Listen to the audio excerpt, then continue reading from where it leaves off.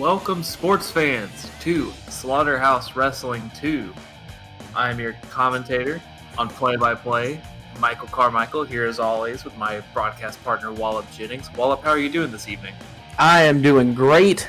I am ready for Slaughterhouse 2, or as it has come to be known, Walnut's wedding. Yes, and that is the phrase on everyone's lips tonight. What is Walnut's wedding? Who will Walnut be marrying? Why will he be marrying them? And as we go along, we will find all of the answers to those questions and more. But we have a loaded card for you tonight. We are at the Lopez Food Center in Oklahoma City, Oklahoma, in front of a not-so-packed but socially distant house of 40. Very excited to be here and entertain all of the fans. Yeah, and I got to tell you, Michael, we have got a stacked card tonight. Rematches from Slaughterhouse 1. We have got some slobber knockers out there tonight, won't you? I think probably just get started talking about what the Gay Space Cowboys and the Exotic Husbands round 2. Well, as intrepid sports fans might remember, this was the opening contest of Slaughterhouse 1, our first pay-per-view. And these two teams put on an absolute clinic, Wallop. We saw them go 30 minutes, blow for blow, punch for punch, and the Gay Space Cowboys ended up picking up the victory over the more experienced team. But Exotic Husbands want their win back. They want the rematch, and they're going to get it here tonight at Slaughterhouse 2. Yeah, they definitely do. And that 30-minute timer, that's something we kind of got to talk about, you know. Those guys were out there, and I know it's been about 2 weeks now, but you got to think they've still got some of that exhaustion still on them. But honestly, that was almost the match of the night for me last time around, and you got to be thinking these guys are going to come back out and put on an absolute clinic for us tonight. You're right about that, Wallop. And after that, we're going to have Lucifer Velasquez, fresh off of his win in Slaughterhouse 1, taking on the relative newcomer Jabroni of the new Birds of Prey stable. And Wallop, what do you make of this new stable? What do you make of these two guys? Well, for what I've seen, these guys are ready to come out here and make an impact in front of Slaughterhouse fans. And, you know, as a first match coming against a guy like Lucifer, luckily this isn't for his soul, but it just as easily could be, because Lucifer, you know, no matter what happens in the match, no matter the outcome, he wants that guy's soul, even if it's not on the table. So I think Jabroni has got his work cut out for him here tonight as Lucifer hopes to continue his little win streak. You know, maybe even consider adding somebody to his Lost Souls maybe in the next matchup with him. You'd have to wonder, Lost Souls are one of the more slim factions on our roster. We would think they would want to open their ranks up to more members, you know, by any means necessary, but the Birds of Prey are here to make a statement and try to make their presence known in Slaughterhouse. And a win over Lucifer, the head of the Lost Souls faction, well, that would go a long way. Yeah, you got that right, Michael. You got that right. And after that, we have got another debut. We got Thomas Noble taking on Frank Reynolds of the Birds of War. So I'm really excited for this one. I think this might be a sneaky match of the year contender, honestly, even before we get started. Both of these guys, it's their first match here in Slaughterhouse. Noble, he is one of the greatest athletes to ever play the game. 3-time Heisman winner, 4-time national championship. Couldn't get that 4th Heisman, but he tried. Former UFC champion, and we have got him here in Slaughterhouse tonight to take on Frank Reynolds, who by all accounts is a very small, weird individual. Sure, right about that, Wallop. We've been hearing for Thomas Noble for weeks now, wanting that match, begging for that match, and I'm really excited to see him in the ring finally. I really want to see what this guy can do. Yeah, you got that right. I think he's got a lot to prove, you know, with his pedigree coming in behind him. But, I mean, Frank Reynolds and the Birds of War are going to be wanting to make a statement early. And if they come out with 2 wins tonight, the Birds of War are going to look like one of the hotter factions in Slaughterhouse Wrestling. And coming up after that, we actually have another rematch from Slaughterhouse 1. STO of Beholden Dark Horse taking on the Demented one, Orville Neal. Now, this match kind of had a strange finish to it. STO, by all accounts, had the match won against Orville Neal, but decided to take a countout victory, just standing over his prey, mocking him, instead of getting the pinfall or the submission. And you have to wonder, really, why? he didn't explain himself. He just walked to the back after causing such carnage and violence. And this match will actually be no countouts, if my notes are correct. We are going to see no countouts here. There must be a victor. And Wallop, how do you feel about this one? You think SDO is going to get his win that he finally thinks he deserves? Or do you think Orville Neal is going to pull it out? Well, honestly, SDO came out last week. Both of these guys, they're two of my favorites in Slaughterhouse Wrestling. These guys are just absolute carnage inside and outside of the ring, as we saw last week. This week, the Demented one's not going to get off pretty easy. There is no count out tonight, so SDO is not going to be able to stand above his prey and just watch as the time counts out. He has got to make a showing inside the ring or outside, wherever he prefers to do it. And these guys are put on a slobber knocker last pay-per-view, and I can't wait to see what happens next. Both these guys, I think, are in the running for the title match in their near future. I think I'd agree with you there, Wallop. And speaking of Slaughterhouse 1, we're going to have a match that is not a rematch, per se, from Slaughterhouse 1, but more of a match that spun off of some big events that took place. There was a tag match between the Bankrollers and Black Snow as their third versus Supreme. Black Snow happened to pin Victor Hill, and instead of going for the tag titles, he opted to call out Victor Hill in singles competition. Now, I'm not one to speculate, I'm not one to judge, but there has been some rumblings from Big Money Marty, Ricky Big Bucks Biloxi over there in Bankrollers that there may have been some money involved in that choice. I'm not quite sure what to make of it yet, but regardless, this match will be one to watch. Are you kidding me, Michael? Money isn't involved. It's the Bankrollers we're talking about. You know they cut Black Snow the fattest check he's probably ever seen in his life. But after last week's win, I think he wants to prove something to Supreme, not just to Slaughterhouse Wrestling, but to Supreme. His two allies in his faction are the tag team title holders. I think he wants to come out tonight and show he can do it without anybody else on his side, without anybody else behind him or in front of him.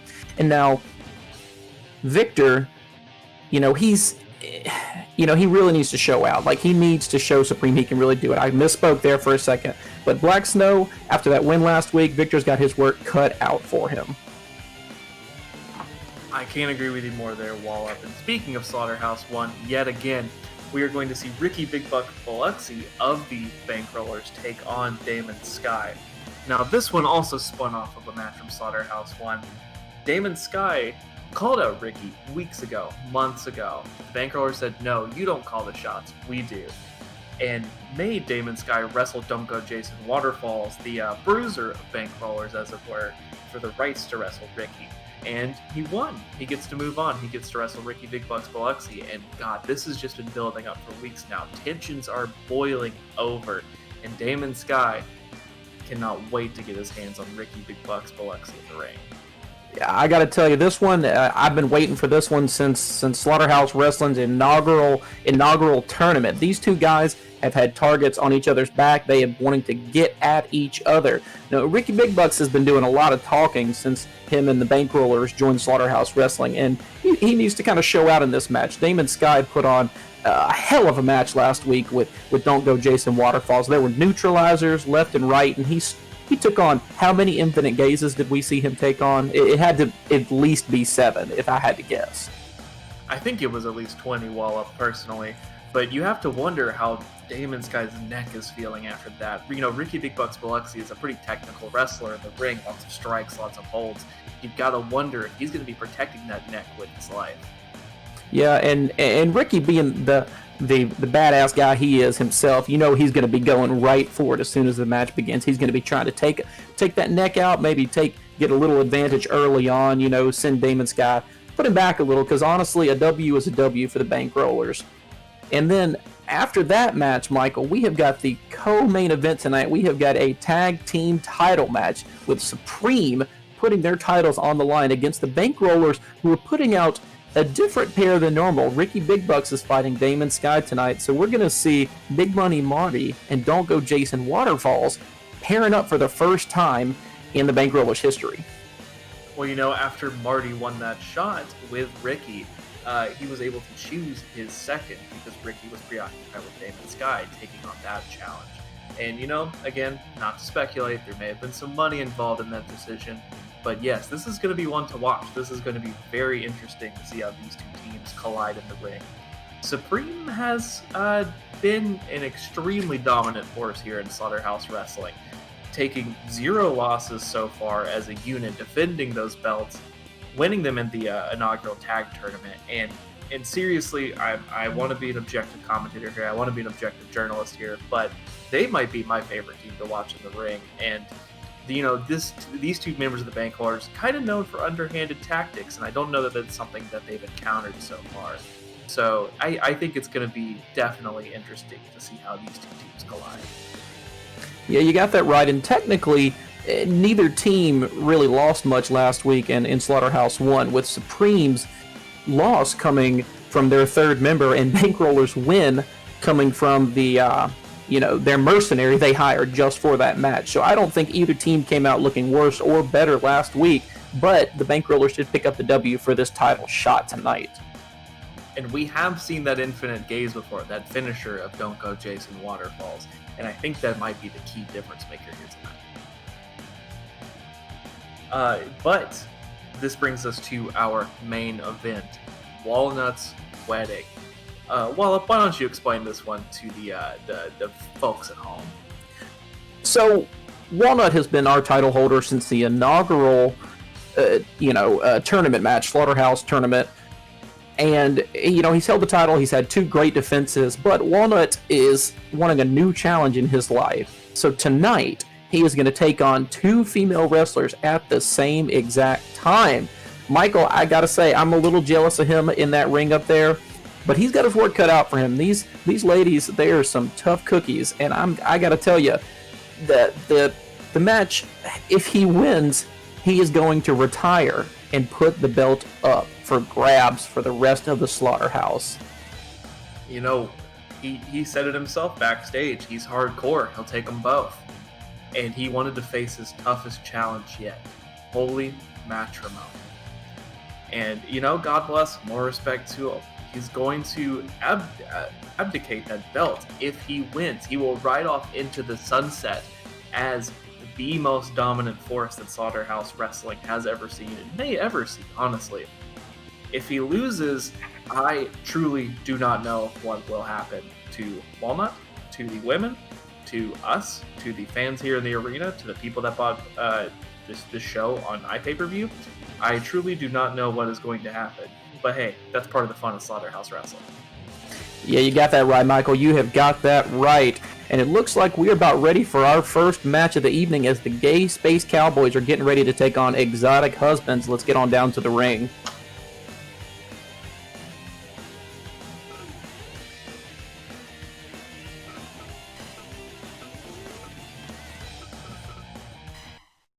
I gotta say, though, Michael, I'm pretty proud of this crowd here tonight for distancing the way they have.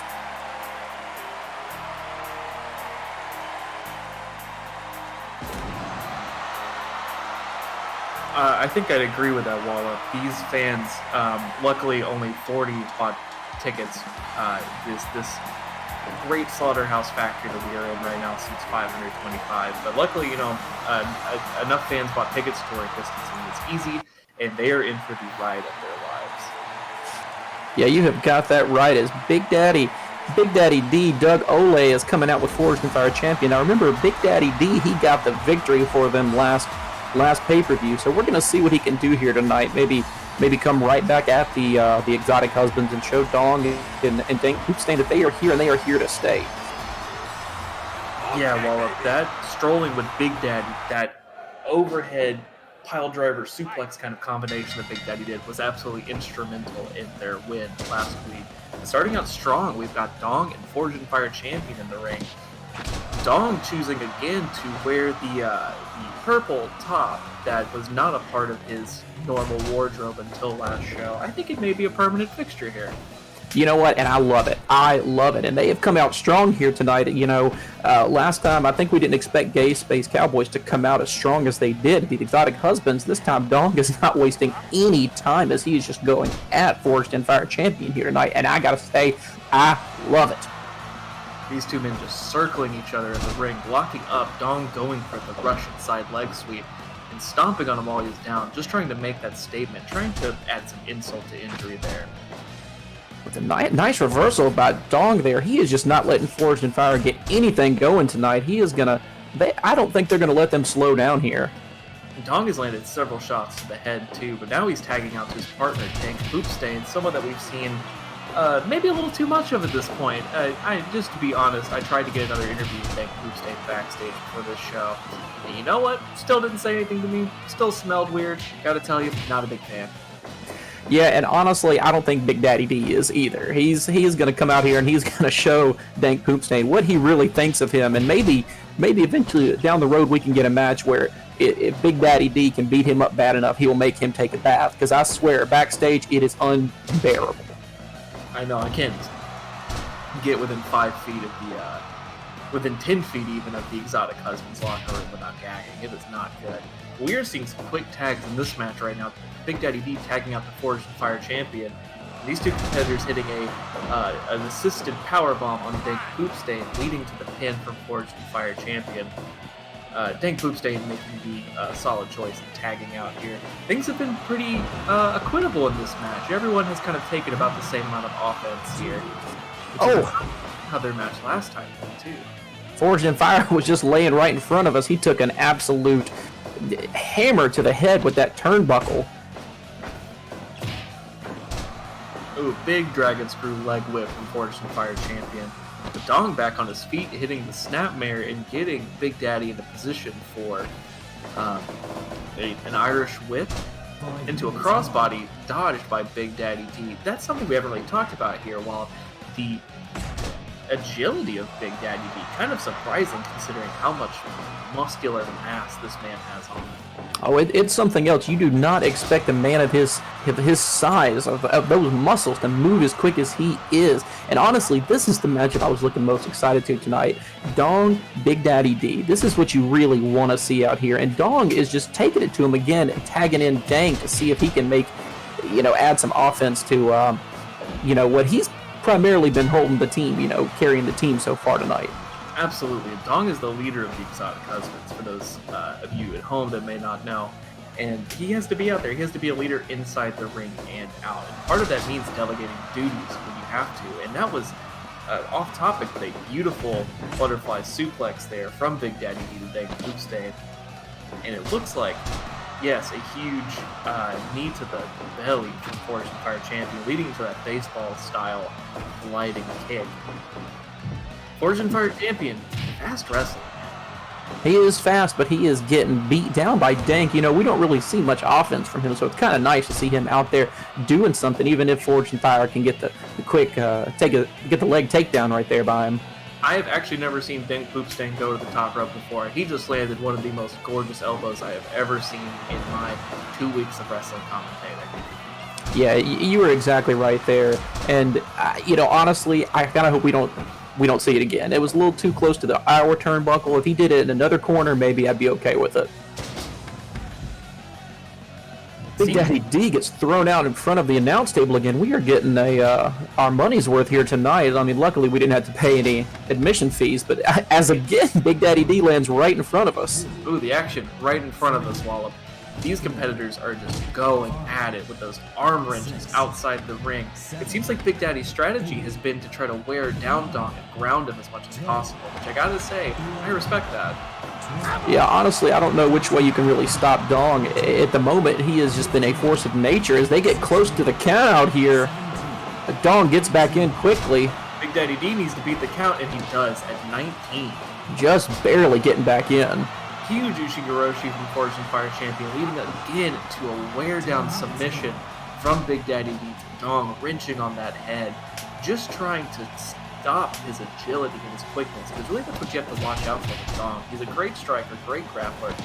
His tenacity and his agility is what makes him so dangerous. Yeah, and honestly, you kind of want Big Daddy D to stay in there. I know he's a little tired from that beating he got outside the ring, but Forged in Fire has not been putting the same offense forward that Big Daddy D has. But maybe we'll see him, turn that around and take Poopstain, takes him right to the mat. I think Poopstain trying to give them a taste of their own medicine and wearing down his leg with that hold. I gotta tell you, I've never seen a tag match with the guys in the ring this much as they have been so far tonight. No, I really wish our ref out here would get some sort of order. Dank Poopstain with a Hurricane Rana. Again, a move I did not know he could do. And then just mocking. It looked like that was a shot at Big Daddy D, not even a Fortune Fire champion. Yeah, you were exactly right. It looks like he's asking for Big Daddy D to come out and he's going to get his wish granted. I'm willing to bet he wishes he did not ask for that. Yeah, I think he immediately regrets that decision. And Fortune Fire is going to try to... Oh! Huge step up Shining Wizard from Fortune Fire champion. And Big Daddy D looking to capitalize with a huge punch to the face. Jesus, I am surprised he is back on his feet. Big lariat, big stomp.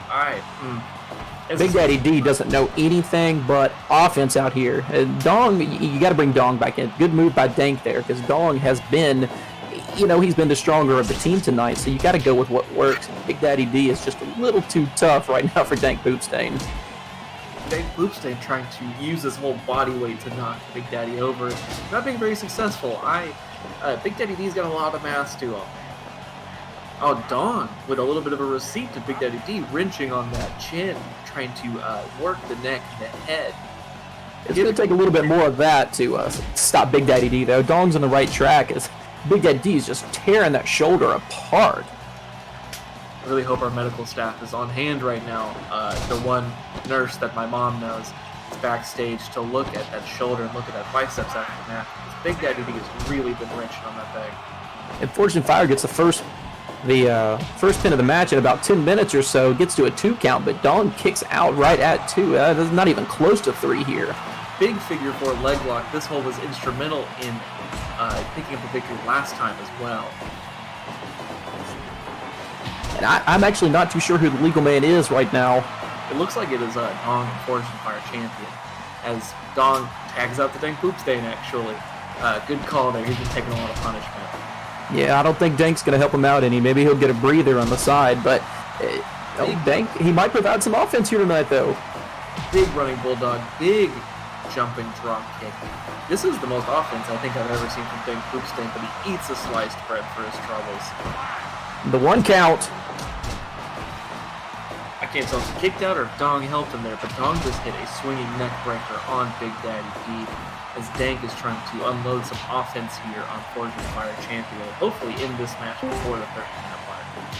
Yeah, and honestly, you got to hope that these are the 2 guys that are in the ring, because if Dong comes in, if Dong comes in, he's going to take out Fortune Fire. But if Big Daddy D is in, he's going to take out Dank. I mean, these guys are matched up evenly tonight, but, if Big Daddy D's in the ring, Dong needs to be in there with him. I wholeheartedly agree. And we've seen that stereo Inzaguri combination a couple times, too. I don't think that's something we saw from the Gay Space Cowboys during their first encounter here. They're adding a little bit to their arsenal. They're really learning and growing here as a team in Slaughterhouse Wrestling. Honestly, you love to see it. Not too sure what Fortune Fire's got going on outside of the ring there. Kind of about to point that out. He just seemed to flop on the ground. It's like he was crying, maybe? I'm not too sure. It did really help out his partner, Big Daddy D, who's once again in there with Dong and getting punched at the face by Dog now. Those showboating punches just adding a little bit of insult to injury. Oh, and now Dong is tuning up the band. Huge super kick from Dong Michaels.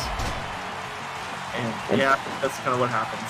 Yeah, Forged and Fire just a little too quick for the pin right next to their little area. I mean, you got to come up with a better idea for a pin than that. Tag back to Dank Poopstain and tag the Forged and Fire champion. All 4 men in the ring again. This is just chaos. This is bowling shoe ugly. And this is what we've seen all night. We've seen Forged and Fire, we've seen Dank, we've seen Big Daddy D, we've seen Dong. And Dank has actually kind of turned his game around. He's putting some offense out there. And this is what Dong's needed to see from his partner. You got to think he's been a little aggravated after last week's, match. Maybe he needed to see something from him, and I think he's seeing it here tonight. Ooh, tombstone piledriver from Forged and Fire champion, and then a knee to the face for good measure. You have to imagine this match is winding down now after punishment like that. And the Nushikoroshi, both of these men are working the heads of their opponents, just trying to knock them out, man. 2.9 count. How was that not 3, ref? How was that not 3? Forged in Fire, he had him. I want this match to be over. I'm tired of seeing Dank Poopstain out there, tired of smelling him. Both men down right now. And yet again, the knee, the gut buster, as it were, the sliding baseball kick combination. That combination has worked well for him, working 2 body parts at once. And, after this match, it really looks like he's going to need to be checked out by your mom's friend who happens to be a nurse backstage.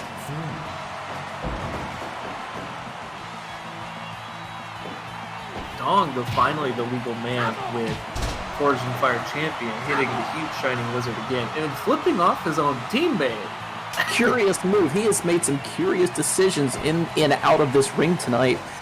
Maybe they're going to have a discussion after the match. The Gay Space Cowboys, obviously, very, very close friends. So, you got to hope they can kind of work these issues that they're kind of having out. Well, that's just kind of the person Forged in Fire champion is. I don't know if you've ever had a conversation with him, but the man talks only in screams. He's just a scary individual. Yeah, it's weird to say he might be the weirdest guy in this match with Dank Poopstain on one side. But, I kind of is. Huge belly-to-belly suplex from Big Daddy V to Dank Poopstain there. Working up this crowd of 38 people. They're on their feet. They are yelling behind us. They want this match to be finished, and they want Big Daddy D to be the guy who does it. Dong coming back. Oh, eating a Fisherman Buster suplex for his troubles, and then a Hurricane Runner from Dong. These 2 men are just going at it. Well, you got to hope the Exotic Husbands start getting some pins on the Gay Space Cowboys. Otherwise, they don't have a chance. They have got some good offense going on, but they've got to finish it out here. The Exotic Husbands, they got to get a pin. Forged in Fire champion getting the pin on Dank Poopstain, getting some of an assist from his partner there, and hitting that backdrop suplex, letting Dank Poopstain take advantage here with a giant lariat. Looks like he's going to bring Dong back in, which I think is a good move. Forged in Fire's been out there. He's got to be tired at this point. He's suffered a pretty good amount of abuse, and this is not going to help here. Dong taking an opportunity to showboat in the ring. You got to love it. You got to love it, Michael. Anytime you see it, you got to. All of these men getting slammed, some of them a little too close to the commentary. Forged in Fire, he is right here. I don't see him breathing, Michael. I do not see his chest expanding. I'm not sure if he's getting up. And that is it, ladies and gentlemen. Exotic Husbands will take the win any way they can, and they have proven that here tonight. Yeah, they definitely got the win, Michael. I think he's dead. I'm not too sure. It looks like the medical staff is finally coming out to help out here, and it does not look very happy right now. She is checking his pulse, checking his breathing. It looks like Forged in Fire champion is able to stand up with some assistance from Janet. Folks, it looks like he might be okay, but that was scary for him there. Yeah, you got that right. I honestly, with that happening right in front of us, we've seen a lot of action here tonight, but nothing. We have seen nothing like that, and it's pretty scary, honestly. You got to hope that these next matches out here tonight won't be as bad in front of us anyway. I don't mind what happens in the ring, blood, carnage, guts, whatever, but make it happen in the ring. I don't want to see it in front of us. Well, I don't really know that you're going to get your wish here, because this next match, Lucifer Velasca versus Jabroni, does prove to be a violent affair.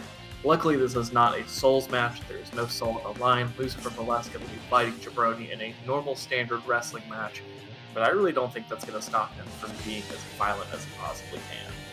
Yeah, you got that right. Lucifer had some help last week with that barbed wire, but this week he doesn't really have much. He's going to have to show that he can get it done inside the ring the old-fashioned way, and he is not a very old-fashioned person. I'm not too sure if he actually is a person or if he's a demon. I'm not too sure, but it looks like these guys are ready to go, and they're about to come on out, so let's see what they got here tonight. To your point, Wallop, I do believe Lucifer is from hell. Yeah, I think I remember you telling me about that. That mask, I got to tell you, it's going to haunt my dreams. I do not want him over here on this side of the ring. I want him on the other corner. I'm going to talk to the ref before a match, see if we can get that done. I would applaud him for wearing a mask, though, in these trying times, but it does look like his mouth is exposed. So I don't know if he necessarily got the memo or just thought the mask would look cool, but either way, it is scaring the absolute pants. Yeah, I got to tell you. Coming to the ring now, we have Jabroni, who we have not seen in a Slaughterhouse ring before. Yeah, he's coming out here to show us what the Birds of War have for the Slaughterhouse fans. We're gonna see what they can do out here in the ring, and I would hate for my first match to be against Lucifer, who I think is positively going to destroy him, and maybe we might have to get the referee to stop him from trying to take his soul during the match. Let's hope it does not go that far. But I do know Jabroni. I talked to him a little bit backstage. He is excited to be here. He really wanted me to tell you that he is going to hit an ocular pat down on Lucifer Velasquez. Truth be told, I am not necessarily sure what that means, but he seemed very excited about doing it. Yeah, I got to tell you, when you started saying that, I had no idea what that was. I hope we get to see it, and I hope it hurts Lucifer, because I got to tell you, he terrifies me. I'm tired of seeing him in the ring. So far, Lucifer Velasquez just showing Jabroni the ropes here in Slaughterhouse Wrestling, giving him just a little welcome, just like a hello, welcome, I'm going to hit you in the back, and Jabroni just delivering, ooh, a pin. Pin attempt 1 minute and 30 seconds into the match. That's a game plan. Yeah, we knew these Birds of War. We knew they were going to be different guys. They were going to be odd guys. I mean, just look at the colors he's wearing, He might be doing that just to get under Lucifer's skin. Because in hell, I don't think those two colors can be found anywhere. You see black, you see red, that might be about it. You see the fire, you see his outfit. Sometimes you see the blue, but that's only when he's coming out for his matches. Couldn't agree with you more, Wallop. Jabroni here raking the eyes and hitting the back. And now wearing down Lucifer Velasquez on the mat. Probably a good strategy. You do not want to be in a stand-up striking competition with this kind of competitor. Yeah, you do not. You do not. And Michael, I got a question for you. Do you think that tan is real? You think that's a natural tan, or what are you thinking? I think it's all natural. I don't know if you've been outside recently in the Oklahoma City sun, but it is blazing hot here.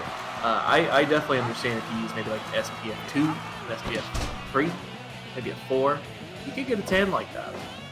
Yeah, it's kind of surprising in a match where one guy happens to be from hell that he is the lighter, person in this match. But I guess they got a hell of a sunscreen down there. Ooh, huge body slam from Lucifer Velasquez. He shoots Jabroni off, and Jabroni delivers a shoulder tackle. Jabroni kind of impressing me in this match. He's really stringing together some offense here. Those punches to the head, trying to maybe put a dent in that mask or helmet. I still have not figured out what it is from Lucifer Velasquez, but he is targeting it over and over.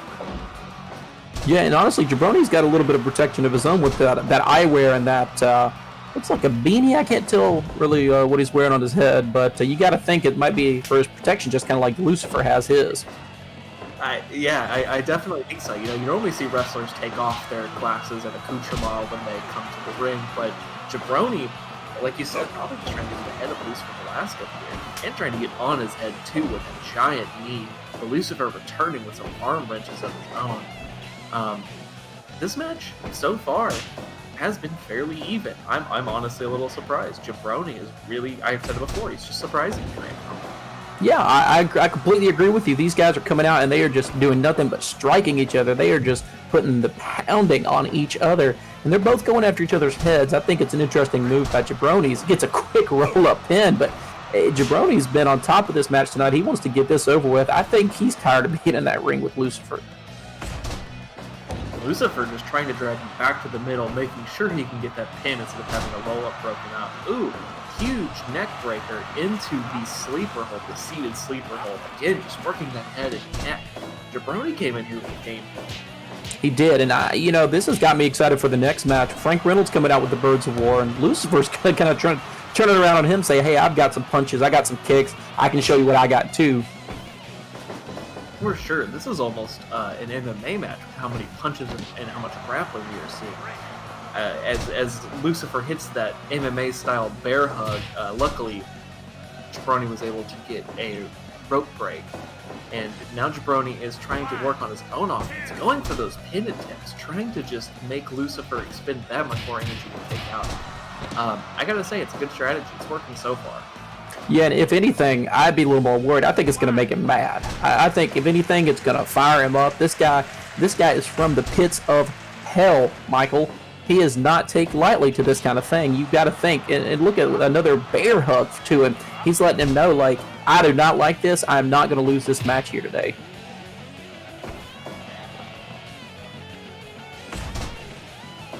Lucifer just trying to make sure that he gets Jabroni on the ground. Jabroni responding with a huge jumping pile driver of his own. Lucifer shakes it off. Yeah, I don't know what these guys are made of, but good God, Michael, I don't know what's going to stop them. I don't see how this match can go any shorter than 20 minutes. These guys have got endless stamina. They are taking blow after blow, and they're not staying down for 2 seconds. It looks like Lucifer might be a little tired out there. I don't blame him after taking that huge pile driver, but he does have enough stamina to deliver those huge shots to the guts. Well, he's got to start getting something in there. Jabroni's going to get the pin on him, and it's not going to look good for the Lost Souls. They've got kind of a reputation going in Slaughterhouse so far. They are terrifying. They are strong, and losing to a brightly colored Jabroni, is going to kind of put a damper on that. And that was a huge choke slam from Lucifer Velasquez. Jabroni able to kick out and string together some offense. He is going to hit the jumping pile driver again, and that blitz-like knee drive, driving his knee into the solar plexus of Lucifer, reversing the pile driver, hitting a third pile driver variant. Jabroni going for broke here. He is trying to crack that helmet. He wants to see what is underneath that helmet. And I got to tell you, I bet he's not going to like what he sees. Well, I believe that was the ocular pat down. And it was unsuccessful in keeping Lucifer Velasquez down. Both guys are getting so close to this 3 count. They both want it tonight, but they are both not getting it. Last motorcycle ride powerbomb from Lucifer.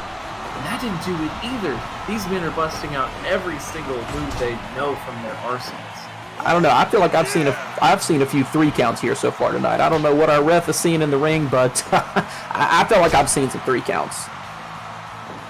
And we have another ocular pat down, missing Lucifer. Lucifer just rolls him over and pins him. That's a good strategy. You got to love it. You got to take advantage when you get the opportunity, and it looks like Jabroni can't even stand up on his own 2 feet right now. That huge punch isn't going to keep Jabroni down either. Lucifer, one of the best pure strikers we have here in Slaughterhouse Wrestling. Not so much with the educated feet, but those hands seem like they have a PhD. Ooh, Jabroni avoiding him as he runs up the turnbuckle and delivering some hard shots of his own. I just called him one of the best strikers, but I think Jabroni might be right behind him. Yeah, I don't think we expected a match with these 2 guys turning into a strike fest. Well, he's not going to be able to strike very well with that arm anymore after that strong hit right underneath the arm. That looked like that was painful. And the 4th pile driver, 3rd jumping pile driver of the match, does get the win for Jabroni. Jabroni finishes it out for the Birds of War, making them look strong out here in their inaugural match here in Slaughterhouse Wrestling. And I did not see this coming. I got to tell you, we saw Lucifer last week destroy his opponent, literally take his soul.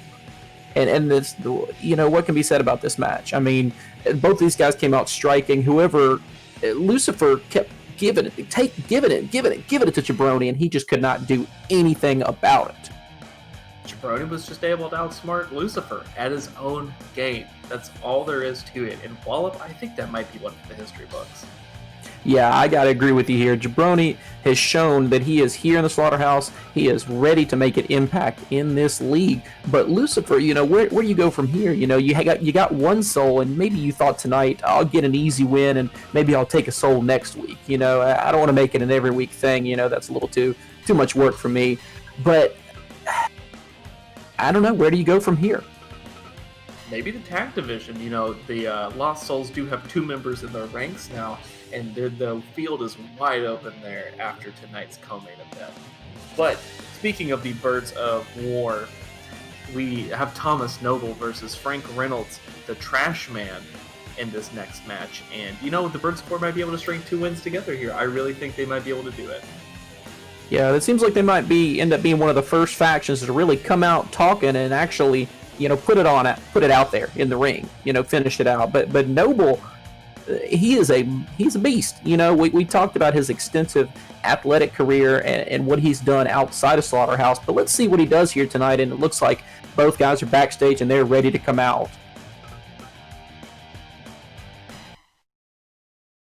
And I've heard a lot of things about Frank Reynolds, but I have yet to see him in person yet. So I'm very curious to see what we got out here. There have been rumors in the locker room of some very short, balding man wearing a one-arm singlet walking around, and they couldn't tell if it was Frank Reynolds or I don't know. He hasn't talked to anybody. He hasn't spoken a word to anybody. He has no friends here, even his own stablemate. And wow, yep, the rumors were true. That is what Frank Reynolds looks like. Yeah, I'm at a loss for words here. I think this might be a short match here, Michael. I'm not too sure what we're going to expect from this match, but there's a little bit of a size difference to get started, and honestly, Noble could make a pretty short work of Frank here tonight. Yeah, now that I'm seeing the size differential of these two men back-to-back, Oh, I feel bad for Frank. Oh, this was a bad idea. I love it. I love a beatdown. Oh, a poke to the eye. This guy might be my new favorite wrestler in Slaughterhouse. Frank Reynolds losing the power war there to Thomas Noble, as we all probably expected him to. Yeah, I'm sorry for losing my composure. Thomas Noble shooting Frank Reynolds directly to the outside. I don't even know if he hit the top rope there. I think he just flew through the middle of it outside of the ring. I don't know how Commissioner Lewis could let this match happen. I don't know how he let this man come out to the ring. I think it's moves like that drop toe hold where Frank Reynolds was able to take Thomas Noble off of his feet for the first time this match, I believe. Frank is taking a lot of punishment out here, but he's also giving some back. He is a fighting competitor in this match. Oh. Both men going for diving shoulder tackles at the same time. Frank getting the upper hand and poking Thomas Noble in the eye. And eating a spear to the corner for his troubles. This is a different kind of match than we are used to here. And they don't call him the Trash Man for nothing. He's got some dirty moves in his repertoire, and I feel like we're going to see them. We've seen two eye pokes already tonight, and he just takes a punch to the face. No, Frank was not here to have a fair fight. He was not here to adhere to the code of honor, shake your opponent's hand, getting yourself disqualified. He was here for a fight. Did you just see that gut-wrench suplex? I did see that gut-wrench suplex. I was wondering if you were going to say something about it. The deadlift German from Frank Reynolds into the eye poke again. This guy he's got some strength under him, and he is dodging these moves by Noble, just dodging them left and right. Gut wrench again. My hands are like Home Alone style on the sides of my face right now. I am just absolutely stunned at what we are seeing in the Slaughterhouse wrestling ring. Did someone grease this man up backstage? I have no idea what's happening. Because Noble is missing spears left and right out here. Frank just sitting on him, Yokozuna style, the bonsai drop, running variation into the eye poke. I'm worried about the ocular health of Thomas Noble at this point. I don't know what Noble's going to get from this match. I mean, I'd be a little angry if I was him. The ref is letting a lot of stuff out there happen. It reminds me of a certain other competitor in Slaughterhouse Wrestling. But again, the second bonsai drop, I am... and he got a 2 count. He got a 2 count, Michael. I try to stay objective here. The loaded punch, winding it up. What is this? What is happening? What is the referee doing? Thomas Noble is bleeding out of the center of his forehead, bleeding like a stuffed pig out here. And it's not stopping him. He has I'm sorry, I can't even think. I mean, Noble's gonna have to beat the hell out of Frank to get out of this match, maybe alive at this point. But this is his only strategy. Create as much distance as you can. Do not let Frank get around you at all. This man is a striking machine. I don't know what the hell else this man has hiding in his singlet right now. Huge power bomb. I don't want to find out. I don't want to find out. I got to tell you, I just did not expect so far from this match what we have seen out here tonight. And Noble, he needs to beat the hell out of this man to get out of this match alive at this point. I mean, this man has got sharp weapons in that unitard of his. But I think Thomas Noble might be onto something here. Grounding Frank Reynolds. I did not know that he had an aerial arsenal. A huge flying crossbody twisting in midair. Gets almost a 3 count. Almost a 3 count, Ref. Ref, you got to give him that 3 count. We got to get out of here with... This man has to get out of here alive at this point. But the ankle lock knee bar combination, great finding the leg right now, like that. Great strategy from Thomas Noble here tonight. You have to ground Frank Reynolds. You could not let him go up to the top rope again and hit this insane... That was a top rope blockbuster. I am speechless. The Birds of War have come out here and they have made us believers. We are all flying high tonight after these matches. I might have to buy a t-shirt from Frank Reynolds by the end of this. But, huge gorilla press slam. Oh, Thomas Noble's fighting dirty now. He is upset, just trying to land what shot from Frank Reynolds. So you gotta get him. You gotta do whatever you can. Punch him in the head, punch him in the face, punch him in the eyes if you got to. Huge Superman punch from Frank Reynolds, going up top for a third time, hitting a 450 stomp? I guess that's what we would have to... I'm not too sure. He does it again. Thomas Noble seems unfazed. He is on his feet. He is striking. He is bleeding.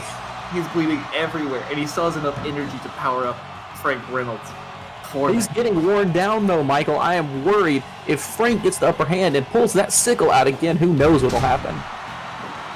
Huge running, big ending there from Frank Reynolds into the shots to the head, trying to open up that cut, get that blood pouring into his eyes, make him feel dizzy. He's going back to it. Rep, you have a clear view of it. He can see it happen. Well, this is the worst thing I've ever seen in my 2 weeks of commentating wrestling. Excuse me. These people here in the Lopez Food, arena did not pay good money to see a man get his head. I don't know what to call that. I have no idea. And he gets the... I'm not too sure. That was the win. I'm at a loss for words. Michael, I don't know what to say. Ladies and gentlemen, this is the greatest night in the history of our sport. We have seen Frank Reynolds in his debut match in Slaughterhouse Wrestling tackle Thomas Noble, who is a 3-time Heisman winner, 4-time something in the UFL. He's a UFC middleweight champion. I am stunned. This just makes no sense to me. Yeah, I gotta tell you, I love some beatdowns, but I don't think that was a no DQ match. Commissioner Lewis has to answer for this one next week. I think we need to hear from him and why he allowed the referee to see something. It's not like the bankrollers were in this match paying off the refs. That was, I don't know what that was. I mean, but no matter what, if you are Thomas Noble, you can't be feeling bad. You put on a clinic, you beat the hell out of that man, but that was not a man out there. I'm not too sure what you could call him, but I don't know what to call him. I'm at a loss for words, Michael. I completely agree. But luckily in this next match, there are going to be relaxed rules. So if somebody pulls out a scythe, I guess that's just like it's just acceptable. We're going to see STO of Behold a Dark Horse take on the Demented One, Orville Neal. It's a rematch from Slaughterhouse 1. I'm sorry, I'm trying to compose myself right now. I'm right there with you, Michael. I don't think, we're glad to come out here and take a paycheck from Slaughterhouse, but I don't think any part of our contract has anything to do with what we just saw out there. And, if I was the referee, I gotta say, I think I would be scared. I would be scared of calling the match against Frank Reynolds. At this point, you got to get out of there alive. This man has a scythe. He is using it multiple times. Oh yeah, I am stunned at the absolute audacity of the competitor in that match. But we're going to briefly, in 1 second, go to the action in the ring. Sorry, yeah, I had to confer with one of the referees to make sure that the competitors in that match were all okay. And now we are going to take it to the action in the ring. I believe we are ready for our next one.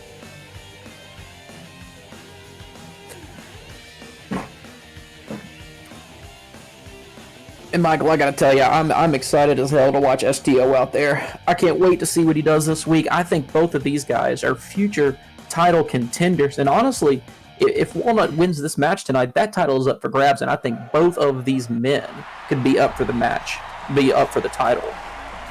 I wholeheartedly agree with you. These two, especially STO, who has won several matches here in Slaughterhouse Wrestling, have to be in title contention right now. This is a make-or-break moment for both of them. Yeah, you got that right. And, last week, Demented One, Orville, we watched him, take a good bit of a beating, but that does not mean he would have lost that match. You can't help that STO just let it happen.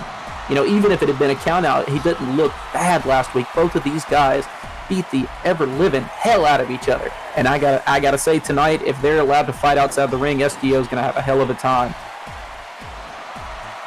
Yeah, when we went into that match, I kind of thought the outside the ring would kind of be Orville Neal's playground. We saw him on the Indies do lots of things out there, brawling in crowds, throwing people into barricades, slamming them on the bare concrete on the outside. But it turns out STO is a fierce competitor in that arena.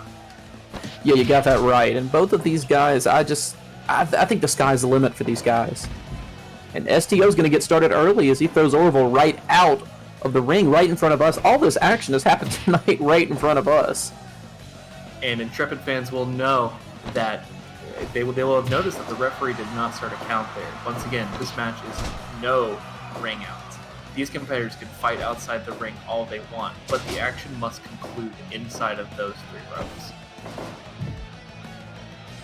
Yeah, and you gotta think, if they're allowed to keep it going outside of the ring, we might have a hell of a match right in front of our eyes tonight. And Orville Neal has been getting it started here, picking apart STO's body. STO, the huge gorilla press slam. God, these two competitors, I said it last time these guys fought, but we have a lot of people of varied body sizes here at SWW because we love wrestling of all shapes, sizes, and colors. But these two are just super heavyweights. These guys are doing things out there that super heavyweights should not be allowed to do. Yeah, it's kind of curious to me how, you go your whole career, you see so many guys, get labeled as big men, as giants, and everything like that. But that didn't stop either of these guys from deciding, hey, we're going to be quick in the ring, we're going to be agile, we're going to take some shots off the turnbuckle. And both of these guys, I mean, if it's anything like last pay-per-view, we're going to be in for a hell of a match here tonight. And already Orville Neal's showing a slightly different side of himself, just picking apart STO. Big suplex there, working on that body and leg with that single leg Boston Crab, giving it that kind of additional twist, that additional torque, which just hurts your head even more. And these guys, these are the heaviest of the heavyweights out here tonight. I think they have a combined weight of close to 600 pounds between them, but that is not going to stop them from putting on, a very good technical match.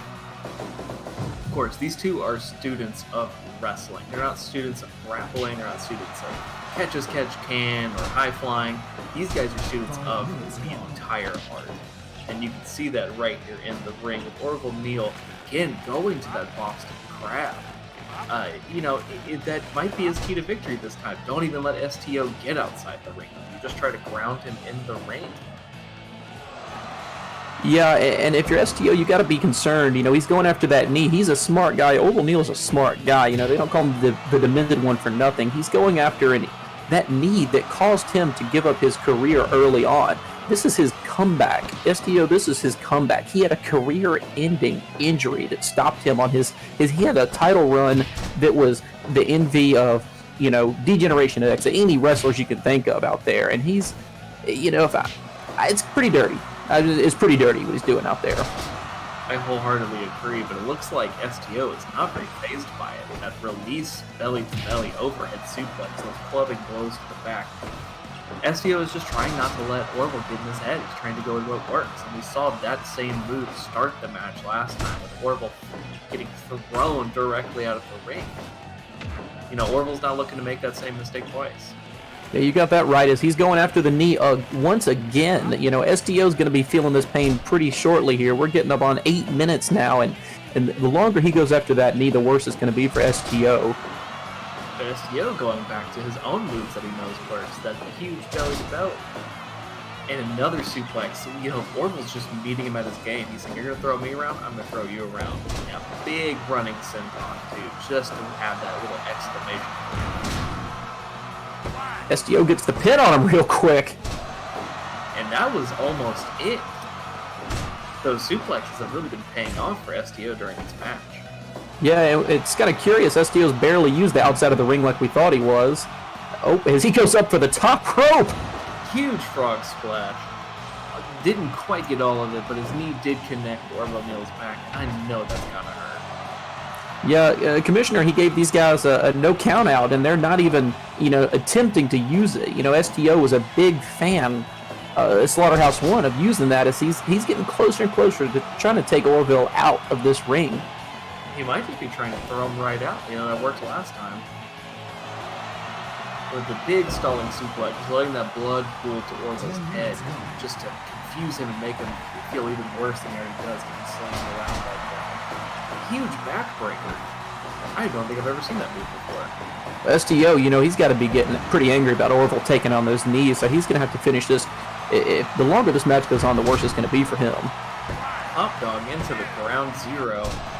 Almost gets the win for STO. Orville's got to be thinking, what can I do now?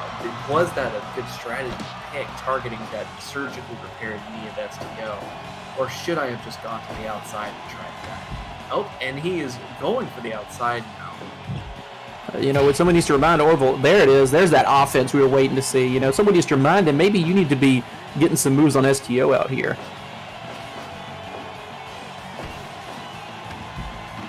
STO throwing him out now. What are we seeing here? Oh my god. That knee looks perfectly fine to me, Michael. And Orville was not happy about that. He goes for that chair real fast. I'm having a new favorite wrestler if he starts using them chairs. Big tope con hello from STO to Orville. And Orville trying to capitalize the chair, cannot do it. But is able to rake the eyes, grab another chair, and they are too close for comfort here. Oh my god. Yeah, I got to tell you, with two chairs out here, it's reminding me of some matches from last pay-per-view, and I'm feeling a little uncomfortable, but if these two guys keep going at it outside the ring, this might end up being a pretty long match if they're just on the ground trying to get their stamina back. That was a big STO to STO from Orville, and a big Uranagi. Orville has found a second wind outside of this ring. This is what I was saying. This is his playground. This is where he thrives. He should have been using this countout to his advantage, the no countout rules to his advantage all the time. But he was saying, you know what, I'm going to match you. I'm going to try to take you down in the ring. Because I know I can do this out here. But I want to prove to you that I can do it in there too. And you can't blame STO for trying. He wants to come out here and show people, I don't need the outside of the ring to make this, this match happen. I can do it inside the ring. But Orville, he's saying the complete opposite. He's saying I can take advantage of that no count out, and I can do whatever I want to outside of that ring. I'll get as many chairs as I need out there.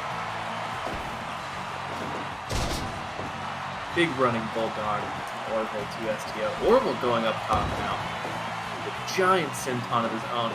I was, made that comment about super heavyweights doing things super heavyweights shouldn't do. That is one of them. All of this top rope action, that tope con hello, this is stuff you do not see from other big man wrestling. But this is the kind of action you expect from Slaughterhouse. And what's crazier even is after all that offense by Orville outside of the ring, he doesn't even get a one count off of STO. This man, if Walnut stays in the league, you got to think he's going to be taking him on next pay-per-view. And a huge spirit bomb from STO does not secure the 3. These two men, I don't understand where they're getting the stamina from. Never in my life have I seen this. Yeah, you gotta think they're gonna be taking some breathers here pretty soon because this offense, it's gonna have to wear them down, and STO still had that knee getting attacked this whole time. I do not like what Orville is doing in the ring right now. These hip gyrations after these big moves, gotta tell you, not really doing it right. Yeah, STO is clearly not a fan either. He is going for that eye rake again into the pelvic thrust, just adding a little bit of insult to injury. Yeah, it's nice to see some personality from him because he's such a terrifying thing. As he gets the win over STO. We sure did just talk over the match ending a backslide. When's the last time you've seen a match end with a backslide, Wallop? I can't tell you. I mean, I'm glad to finally see another one, but it's been, I would say, been about 20, 30 years. It's been a hot minute. Well, folks, while the ring crew sets up for the next match, I'm going to be taking a very, very short break. I will be back in 2 minutes. Wallop, why don't you tell the folks at home about this next match? All right, folks. Michael's going to take a quick little break, and I'll tell you what we got coming up. We've got Black Snow taking on Victor Hill, and, we talked about this a good bit, but before our Walnut's Wedding, or Slaughterhouse 2, as we're calling it also, before it got started. Both of these guys put on a great match last week, but they were just extras in a 3-man tag match that was kind of bigger than both of them. The Bankrollers and Supreme, they really wanted to go out there and show the Bankrollers. What they wanted to do is they wanted to show they could be, tag team title contenders, and Supreme wanted to show that, hey, we can defend this title against whoever comes our way. But these two men were kind of extras in the whole little mashup, and Black Snow really, really helped the Bankrollers. He did get the win over Victor. So Black Snow kind of, you might have to say he could have been the success for the Bankrollers in that match. But Victor Hill himself, he's got something to prove. He's in a team with guys like Zeus and Mello, the tag team title holders. He wants to show, hey, I can do it on my own too. Just because I lost last week, there was a lot going on in the ring. This time it's just 1v1. It's me versus him. And, I've really got something to prove in this one. I mean, in Black Snow, even before the match, he was saying a lot of stuff to Earl Dipshit and the cameraman backstage. He was saying some stuff I won't repeat in front of our younger fans, but, he did end up calling him Little Vicky. I will let you look up that rap if you want to. I will not repeat it in front of our younger fans out there in the crowd, but Black Snow and Behold a Dark Horse, after the promo was cut, Black Snow left, and Behold a Dark Horse came out and beat the ever-living hell out of Earl Dipshit and our cameraman. So we actually don't have Earl Dipshit for after show. Nobody is going to try to do some interviews after the show. We would love to have somebody come in here and do them for us, because Earl Dipshit is, in the ICU right now recovering. Our cameraman's just has a few broken arms, but I think we are ready. I think, Michael, you're back here with me? Or Wallop? With you off of my special assignment. I am here. I'm ready to see Black Snow versus Victor Hill. All right. Well, I think both of these men are ready to go. They're ready to prove to their prospective teams that they can add something. They can bring something to the table. And I heard you talking about that cameraman backstage. Our hearts and our thoughts and our prayers go out to cameraman A and his family as they're dealing with this trying time. But luckily, my dad's friend Dale was able to step in, and luckily he has shot some home video in his life, knows his way around the camcorder. So the beautiful video you were seeing on the iPay-per-view right now, you can thank my dad's friend Dale for that.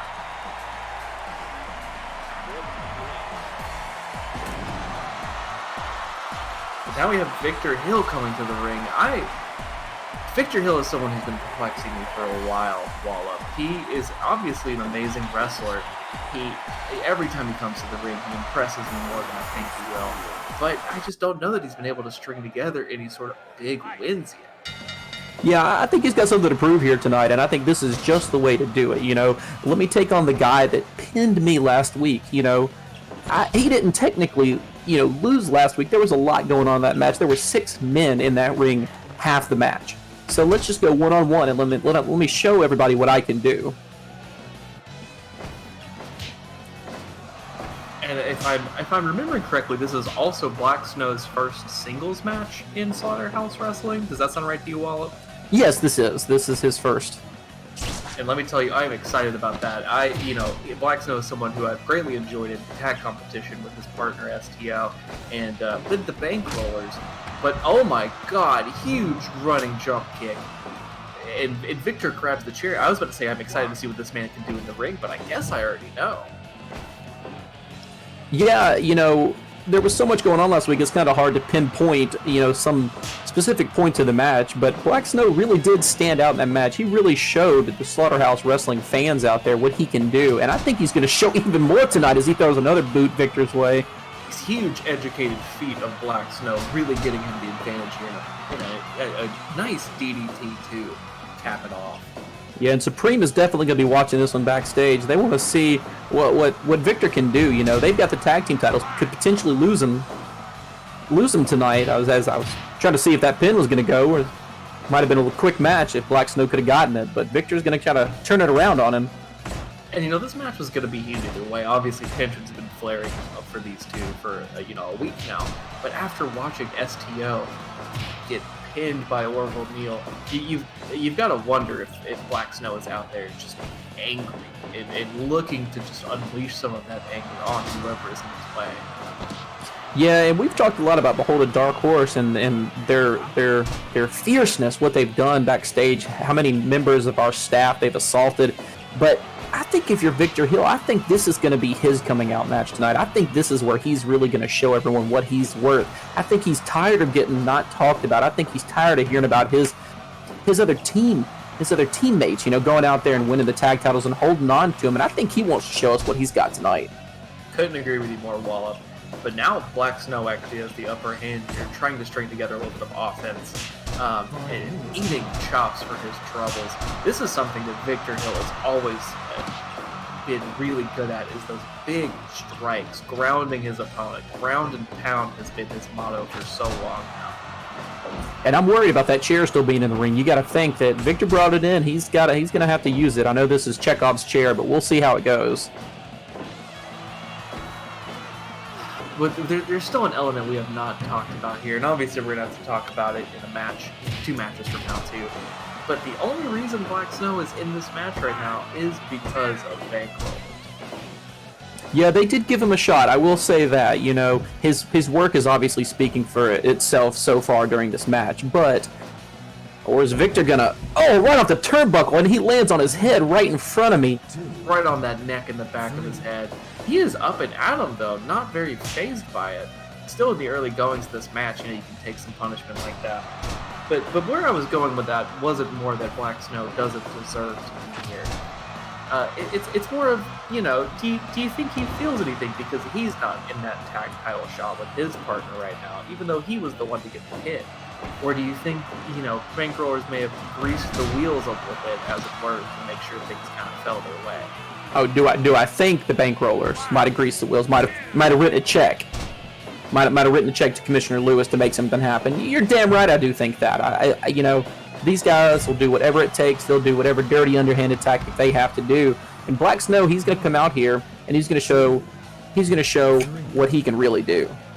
Speaking of Black Snow, he was just thrown out directly into our broadcasting booth shaped like a table here, hitting it head first, and still beating that 5 count back into the ring. We obviously have more than a 5 count here, but Black Snow showing some real tenacity here that I don't think he's gotten to show in these tag matches he's had. Victor is just a big fan of throwing this man outside of the ring tonight. He is going to be doing some damage out there if he can keep him out there. Big lariat knocks Victor down. As good as Victor is at striking, like I said, I think Black Snow is right up there too. Ooh, huge reverse atomic drop. It's Black Snow getting in the ring to keep the count, just taunting his opponent. Victor's really not going to like that, but he'll let him finish it. Yeah, he's fine. I think he likes to see what he's got. Huge. The slap. Punch to the side of the head right there. He was going to let him finish, but he was going to show him what he thought of it right after. Oh, yeah. Just a big sign of disrespect from both men. And Victor, we were talking about Black Snow a lot tonight, but Victor is really putting together an amazing offense out here. Amazing series of blows and great moves. think he's winding up for that dance again, Wallop. I have to agree. He's going for it again, and this time Victor is not up to punch him in the side of the face, so we'll see how he responds here. Oh! Big spin kick.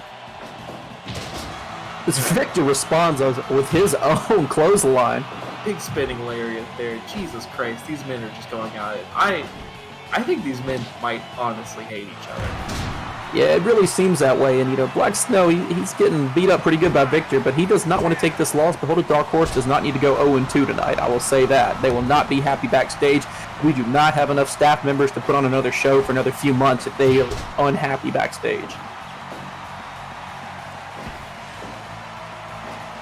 Victor just this unrelenting offense on Black Snow here tonight. Really trying to just hit him anywhere he can, too. We've seen a big variety of offense from Victor leading up to these huge slams. And we talked a lot about STO and Demented One, but I feel like we could see Victor in a title contention eventually. Like, this man is really coming out here and showing us what he's got, but Black Snow is not going to take that laying down. Ooh, a reverse tombstone pile driver. I believe there's a name for that I'm not reaching for right now. And Victor with one of his own, a receipt, and a punch straight to the back of the head. And well, to your point, I think that if Victor wins this, he does have a shot. We saw him do extremely well, I believe making it to the semifinals of the heavyweight tag tournament, and doing really well in his own right, too, as part of a stable and as a singles competitor here. I think that if he wins this, he might be up there. Yeah, I think you got to. I think you got to put him up there. I think you got, the Demented One and STO obviously are in the top 5, but after this match, I think we're going to have a new person at number 3 or maybe even higher than that. But that all depends on whether or not he can beat Black Snow here right now. And Black Snow is not making it easy for him. Big rebound spine buster there. He is not, and this is turning into one of the greater matches of the evening. These guys just trading offense back and forth, just giving each other all they've got out there. We've seen this from Victor once before. Huge, running to the post, slamming him, and then slamming him down. And that is going to do it. Victor picks up the win. Look at him, man. He is happy out there. He is elated. He has shown Supreme what he can do. And I don't want to know what the Dark Horse is going to do to our ring crew back there. You said it best, Wallop. We do not have... My dad doesn't have enough friends to keep covering for other cameramen that get injured because these men cannot take their loss. Yeah, I've actually been having a pretty good conversation with some fans behind me. They said they'd be willing to give me a ride home after this. I don't plan on going backstage tonight. Beholder Dark Horse going 0-2 is probably one of the worst things that could happen for Slaughterhouse Wrestling, and it has happened here tonight. I'm not too sure. I'm not too sure if the referee is going to be able to actually get out of the ring. Let's hope and pray that he does. But turning our attention to the match that is about to happen right in front of us in the ring. Tension's boiling over big time. Damon Sky has wanted his hands on Ricky Big Bucks Biloxi for, God, what, a month now? And he's finally earned his shot at it. Yeah, and Damon, he did it the old-fashioned way. Ricky Big Bucks and the Bankrollers, they have a nice little strategy. You cut them a check for $50K, you get a match. But Damon did it the old-fashioned way. He fought his way to Ricky Big Bucks Biloxi, and now he's getting his shot at him. He beat Don't Go Jason Waterfall's last pay-per-view for his shot to finally get there. And don't go, Jason Waterfalls, he did not take that lightly. He'll be wrestling later on tonight, but he had a few choice words for Damon before and after that match. And Ricky Big Bucks has been pretty quiet the whole time. So, I'm excited to see what these guys can do. Damon Sky hit Don't Go Jason Waterfalls with, how many neutralizers did we see him throw at him last week? Somewhere between 10 and 20 if I had to guesstimate, Wallop. Yeah, and Limitless, we'd like to see a little bit more from them. Slaughterhouse is one of their oldest factions here, Limitless. I want to see what they can do. The Bankrollers obviously one of the loudest, and they talk more than anybody else in Slaughterhouse Wrestling. They cut the most promos, it seems like, so they really need to come out here and let's see what they got. They have a few matches here on the rest of the broadcast here tonight, so it looks like both of these guys are ready backstage. Let's see what they can do.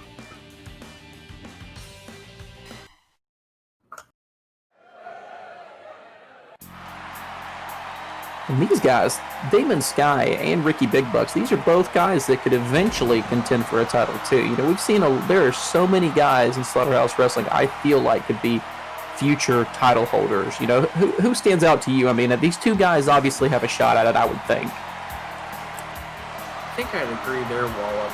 Out of the two of them, you know, we've seen Damon Sky in a lot more singles competition. He's been at both tournaments. He was on the last card.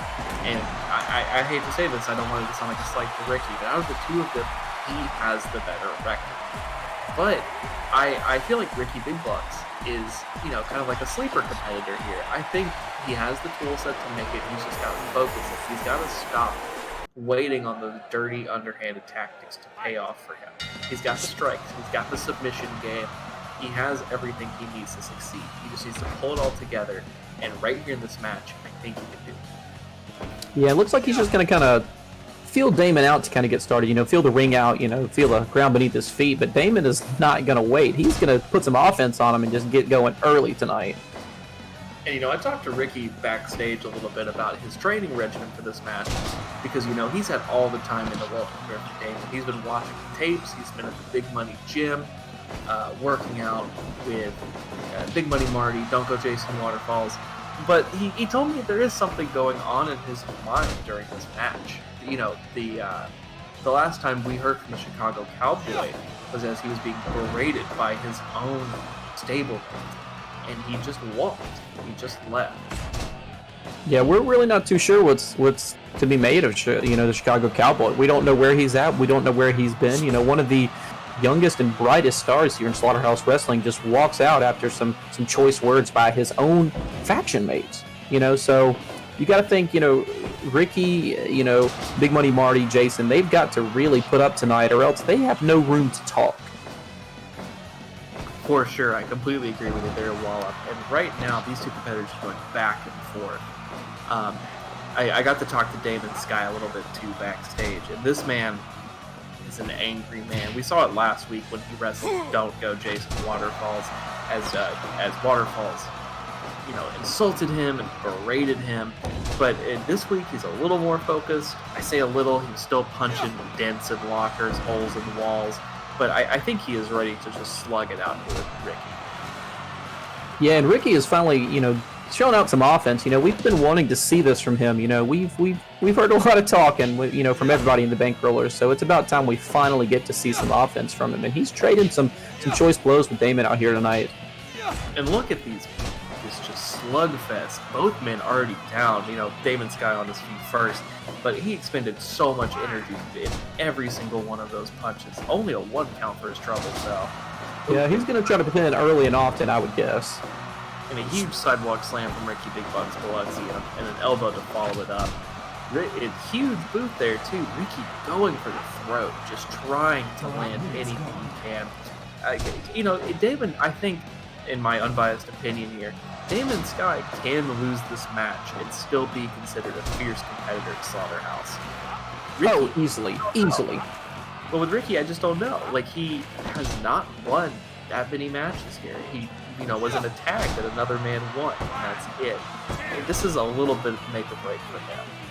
Yeah, we really need to see it here tonight, and Damon will be a great way to show the rest of Slaughterhouse that he's here and he's got a little more under his belt than just that wallet. And, you know, I've seen Ricky going after that neck and that head of Damon a good bit tonight, and that's a pretty good strategy. I mean, Damon took how many infinite gazes from Don't Go Jason Waterfalls directly into that neck of his in our last pay-per-view. So if I was Ricky, which it looks like he's doing, he's going after that head and that neck of Damon. Yeah, those punches. He is just trying to wear down that body part that already got worn down by Jason Waterfalls. But, you know, that's faction strategy. That is what they are doing there in the Big Money gym. They are talking this over. They are trading advice. They're watching the footage together. And, ooh, huge kick to the side of the head there, teeing him up and letting it land. Almost a 3 count right there. Would have been the shortest match on our card and one of the shorter matches in Slaughterhouse victory. 2 big leapfrogs from Damon Sky into the shoulder tackle. God, Damon he does this late game, and I don't even know if I want to call this late game even if it's a match, but that pin was ridiculous. But late game, he always brings out that agility, and he can power you through the first 10 minutes. But after that, after he's worn you out, he is going to duck you, he is going to dodge you, he is going to jump all over you. Yeah, and Ricky's really got to show his stamina here. He's really got to put up a nice defensive front here against Damon just to keep it going. We're almost at 10 minutes, and both of these guys are looking pretty worn down, and I understand why. There's been so much offense going on out there. A pair of side headlock takeover suplexes, shooting. Oh my God! Every time I want to call and say that a man's down, he just gets back up and he delivers some offense. Oh, this match is so back and forth. There's no stopping these guys here tonight. They really want to show everyone what they've got. Big tilt-a-whirl back regular from Damon Sky, and he eats a big boot for his trouble. This is a war of attrition, one for one. Both men getting as much as they're giving. Yeah, and every move, even Ricky, when he puts a move on Damon, he's exhausted out there.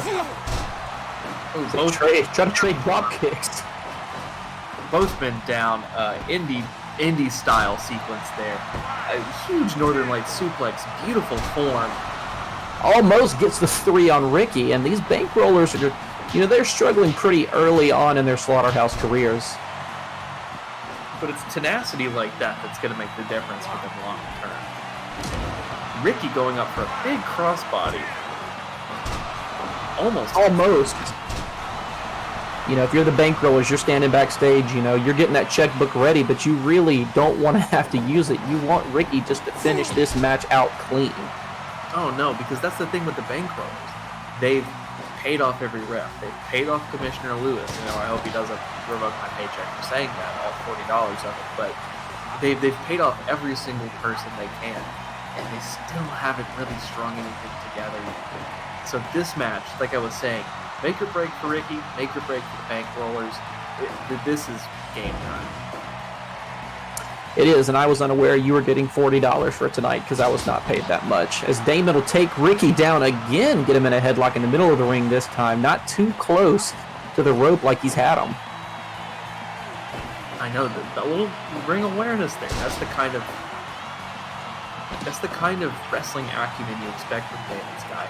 He's wrestled everywhere. He's wrestled in Mexico, Japan, all across the U.S., Canada, the U.K., Germany. That's just what he's learned. He knows this ring like the back of his hand. Yeah, you got that right. And both of these guys, just every move, they are just so worn out they can barely get back up. And the giant swing, just trying to wear down Ricky, make that blood pool in his head, make him just so uncomfortable and nauseous that he taps out. And the Northern Lights suplex does not do it. He has gone well with that move. And he somehow kicks out of it.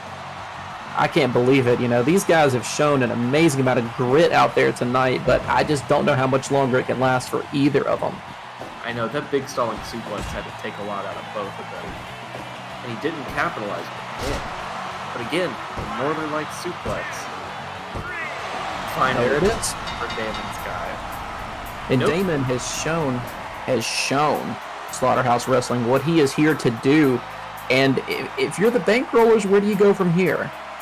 I'm not too sure where they go from here. They've got to find somebody on their team that can win. They may have an opportunity in this next match coming up. This next match is going to be what determines the future of the bankrollers in Slaughterhouse Wrestling. Yeah, you got that right. I think if they go out there, if they lose this next match, I think there's going to be some heads. Heads are going to roll. Checks are going to be cashed, and the bankrollers. Let's hope that the bank does not decline them, because they have written a lot of checks that they're not being able to pay off right now. I completely agree with you, but they did technically earn this match. That is I believe, one win on the books for Ricky and Marty was this match. The 6-man tag team match from Slaughterhouse 1 that led to this match. And I know we've talked, until we're blue in the face about how Black Snow got the pin. But that should not discount the contributions of Big Money Marty and Ricky Big Bucks Biloxi. And you know what?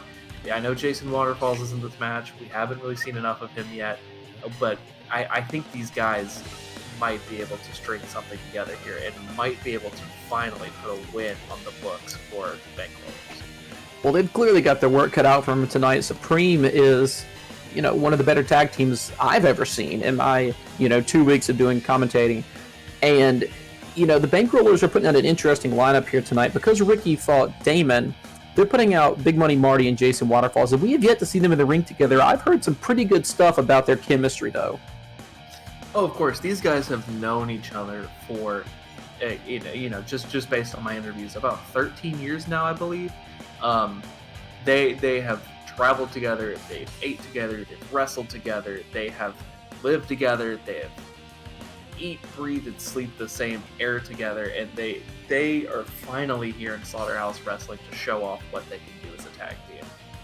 Yeah, you got that right. And let's see if the Bankrollers can finally shut up all their critics, as it looks like both teams are ready to come on out.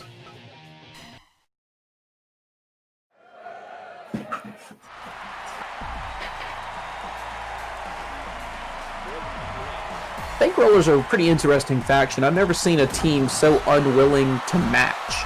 They don't ever seem to wear the same colors, the same outfits, anything like that. Now, Supreme, on the other hand, they got the black and red on lock. Maybe that's the key to victory. Maybe Bankrollers should finally, go to a nice wrestling gear store online, a tailor maybe, and actually go together and try to piece together something that works for all of them. Because, I don't know, maybe it is a little weird to be in the ring when you're wearing trunks and your shitty little boots and you've got Jason Waterfalls there and his big old jorts. Maybe it is just a little distracting. Maybe it just makes you feel like you're not really a part of the team. I don't know. That's a good point, Wallop. Yeah, and look at Mark and Zeus coming out. Like, these guys, 2 red and black unitards, it looks fantastic in the ring. It looks like Marty and Zeus are going to get the start here. Marty not having much luck against Zeus last match. If memory serves, Zeus just kind of bullied him around the ring. Yeah, and it's easy to see why. Zeus has got a little bit of muscle over Marty. Marty's pretty quick. He's got some surprising strength under his belt. Pound for pound, he might be just as strong, but Zeus has a few pounds on him. That's all I'm going to say. But there is a big style clash here. Zeus is kind of the powerhouse of Supreme, doing the big slams, the big power bombs, the big suplexes. But Marty, I don't know if it's because he maybe paid off the ref or he just doesn't care, but he tends to fight a little dirty. Because he goes, yeah, there it is. Both men getting a chair. Marty swinging a miss there, bud. Yeah, both guys, took a few chances and it just didn't really seem to pay off. But they'll get back in the ring and get back to the action. So Jason's going to come out for his first action of the night. Tag to Jason Waterfalls too. We've seen a little bit from Jason Waterfalls here. He is a scrapper. He is a brawler. But he knows how to get down and dirty with those submissions too. Yeah, and one of the best things he does out there in the ring, not just being a scrappy fighter, but he gets in the heads of every opponent he fights. He does not stop talking from the second he comes out to the second the match is over and he goes back. He is always saying something. He's always trying to get under their skin, and half the time it pays off. The other half, the Bankrollers pay off. And now we have Zeus tagging out to Mello, kind of the more athletic of the two men here. Not really losing a lot of size from Zeus, but picking up moves like Canadian Destroyers, moves off the top rope. Truly, in my unbiased opinion here, I think Mello's the one to watch in this tag team.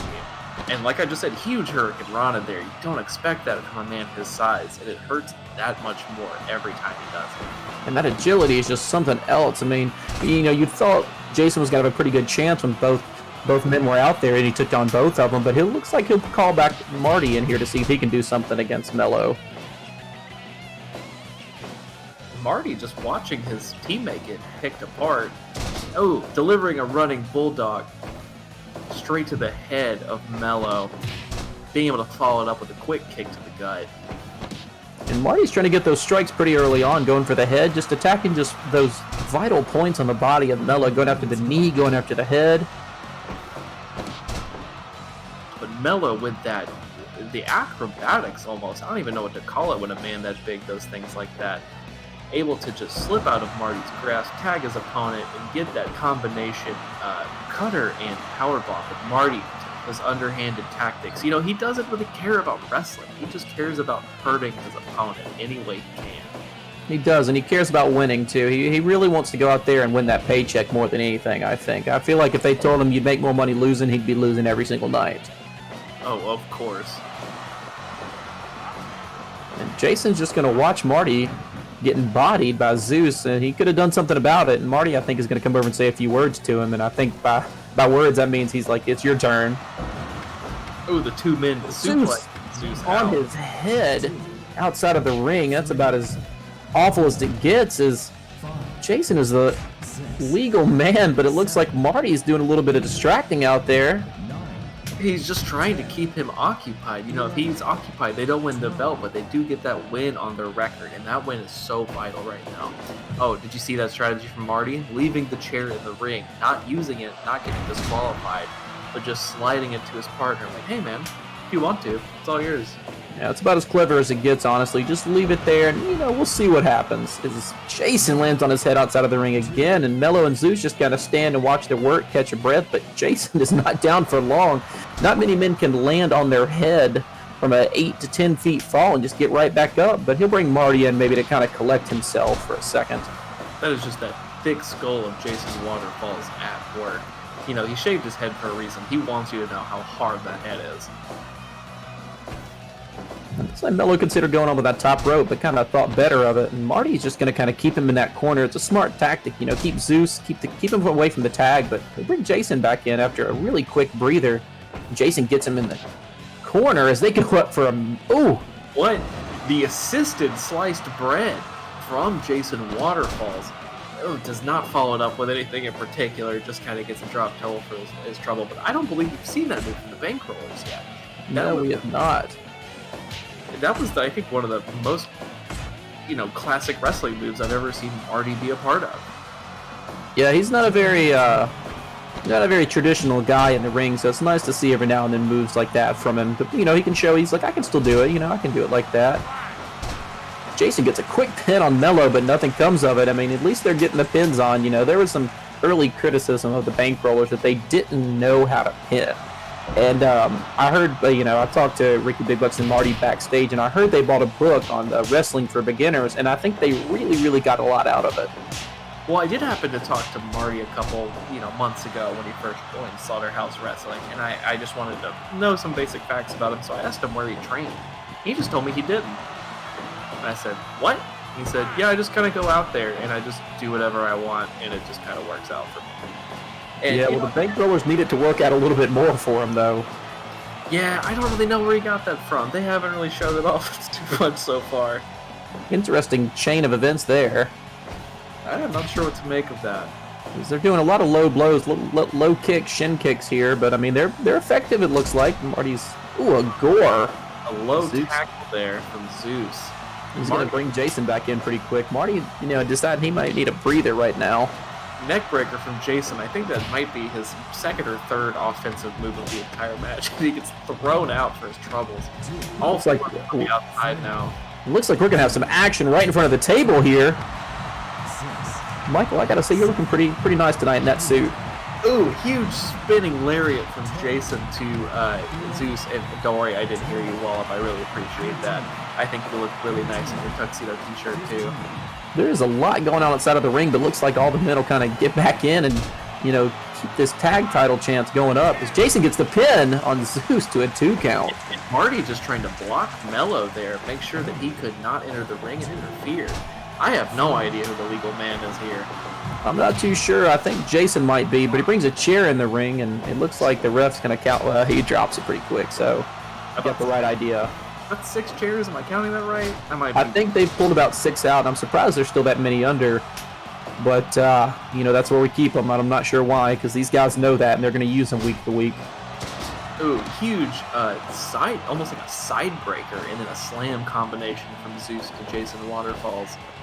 And this is what they need to do to him. If they want any chance here tonight, they've got to start laying the smackdown on him, because Marty and Jason have been making a nice little string of offense. He'll almost let him go for the tag, but Jason will get a quick one on him. Ooh, big butterfly suplex there. Jason being able to hook both of those arms and slam him, and then tag Marty out. And a big sliding lariat, shades of Tomohiro Ishii there. And Marty in the ring now, eating that side suplex. Jason enjoying the breather over here. Yeah, he sure needs it right now. I don't want to jinx the Bankrollers here, but I think this might be the best they've ever gelled as a unit. Yeah, it's interesting. The first time we see them work together as a tag team pair, you know, obviously they've known each other for so long. They've been friends for so long, but I don't know why they never considered being tag team partners before tonight. Gets a 2 count broken up by Zeus. That might have been their shot there. Come on, Marty, play by the rules. Oh, you know the Bankrollers can't do that. I know, they write their own rules. They have the money to do it. No, he's going to bring Jason back in. Kind of a smart move. Jason's kind of been the offense for him tonight. Marty's been no pushover, though, but Zeus and Melo have been pretty tough on him. You know, Zeus has kind of been the stronger of the two, Supreme, tonight. So we'll see what Jason can do against Zeus. Ooh, Zeus with a huge running, twisting. I don't even know what to call that, but oh my god, Jason Waterfalls with the huge strikes, just stomping on him now, wearing him down. This is what you have to do late game. And I'm curious when we're going to see the Infinite Gaze, but Zeus will get the quick pin on Jason. Oh, almost a 3 count. The Bankrollers should be backstage reworking their whole idea of what it means to be a Bankroller. Jason going for that drop kick he is known for. Marty he's got some plans over there, and so him and Melo both have a chair, and I'm not too sure what they're planning on doing with it, as there's just an old-fashioned brawl. He pulls out the brass knuckles on him. Jason with a Romero special, then begging Melo not to hurt him. I'm pretty sure Zeus is still... Oh, the Infinite Gaze! There it is, folks. Into the ghetto clutch. Oh, too close. Too close to Melo. The Bankrollers need this win more than they need money. I know that sounds crazy. And Marty's just going to leave him to get pinned. It's almost a 3 count there. They've got to do it here. Jason Waterfalls getting clubbed down again by Zeus.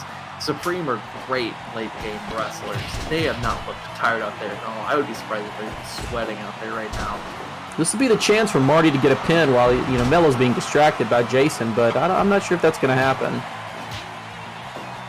And these two men finally just duking it out like they have wanted to all match to see who is the stronger competitor. Marty with that low shoulder charge. Melo with a super kick. Both men down. Melo on his feet. Marty with a punch to the gut. I am having a pile driver.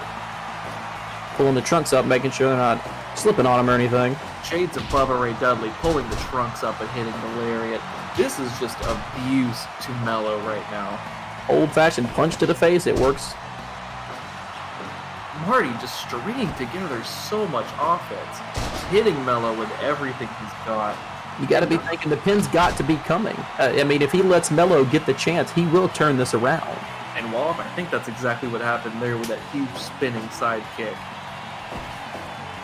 You've got to wonder if Marty needs to tag out at this point. Well, looks like he's doing pretty good on his own, but we'll see if he's going to bring Jason back in maybe, or maybe he'll try to get the pin on Zeus. I'm not too sure. Ooh, throwing Zeus on those chairs and letting Jason just deal with him on the outside. You gotta wonder if they've been talking about that before the match even started.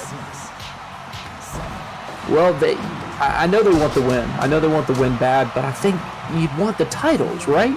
You want the titles. And this is no way to get them. Zeus is going to come back in, and Marty's going to get his chance to turn the offense back around on him. We'll see what he can do. He's got Melo down for a second. Maybe he can get a quick pin in or get something going. We're almost at 25 minutes here tonight. This has been our longest match of the evening so far. The tag out to Jason Waterfalls. It looks like both of these men rearing back up. Jason with a huge step up and knee to the corner. I did misspoke earlier. The Gay Space Cowboys and Exotic Husbands match was 27 minutes, but we're getting to that point. Oh no. Jason kicking out. Wait. But he is not. That is. I think it's a KO. I don't think Jason's getting back up. This is the second knockout we have seen in this on this iPay-per-view, and folks, it doesn't get any easier to see him. That was absolutely brutal. Yeah, there's not much to be said about that. Thoughts and prayers go to Jason and his family. You gotta hope that he can recover from that. Marty kind of a little lackadaisical in getting back to his teammate, but Supreme is going to hold on to the tag team titles for another day. But I will say this tag team division in Slaughterhouse is stacked, and there are tons of tag teams ready to come up and make their impact. I wholeheartedly agree with you there, Walnut. We saw the first match, who at this point I can't even remember who won the first match. I honestly forgot. The first match, that was the Exotic Husbands.